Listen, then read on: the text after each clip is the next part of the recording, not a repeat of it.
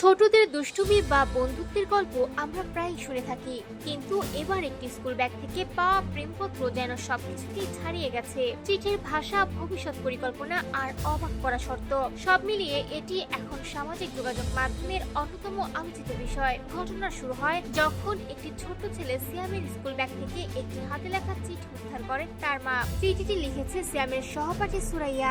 সেখানে সে স্পষ্ট ভাষায় লিখেছে, বড় হয়ে তাকে বিয়ে করতেই হবে, শুধু তাই নয়, তাদের একটি সন্তানও হবে, এমন ভবিষ্যৎ পরিকল্পনা করে ফেলেছে খুদে এই প্রেমিকা। তবে চিঠির সবচেয়ে আলোচিত অংশটি ছিল একেবারে অপ্রত্যাশিত। সেখানে সুরাইয়া লিখেছে, সিয়ামের মা নাকি তাদের সংসারের পথে সবচেয়ে বড় বাধা, এমনকি মাকে ডাইনি বলেও উল্লেখ করা হয়েছে। তার ভাষায়, সিয়ামের মা বেঁচে থাকলে তাদের সুখের সংসার করা সম্ভব হবে না। চিঠিটি পড়ে রাগ না করে বরং হাস্যরসের সঙ্গে পুরো বিষয়টি তুলে ধরেছেন সিয়ামের মা। ভিডিওতে দেখা যায় লজ্জায় সিয়াম টেবিলের উপর মুখ লুকিয়ে রেখেছে, আর মা মজা করে বলছেন স্কুল খুললেই তিনি সশরীরে গিয়ে তার এই হবু পুত্রবধূর সঙ্গে দেখা করবেন। মায়ের এমন প্রাণখোলা প্রতিক্রিয়া ভিডিওটিকে আরো বেশি জনপ্রিয় করে তোলে। মুহূর্তে এটি ছড়িয়ে পড়ে ফেসবুক, টিকটক সহ বিভিন্ন সামাজিক যোগাযোগ মাধ্যমে। হাজার হাজার মানুষ ভিডিওটি দেখে হাসছেন, আবার অনেকেই বলছেন শৈশবের সরল কল্পনা আর নিষ্পাপ আবেগই এই ঘটনার সবচেয়ে সুন্দর দিক।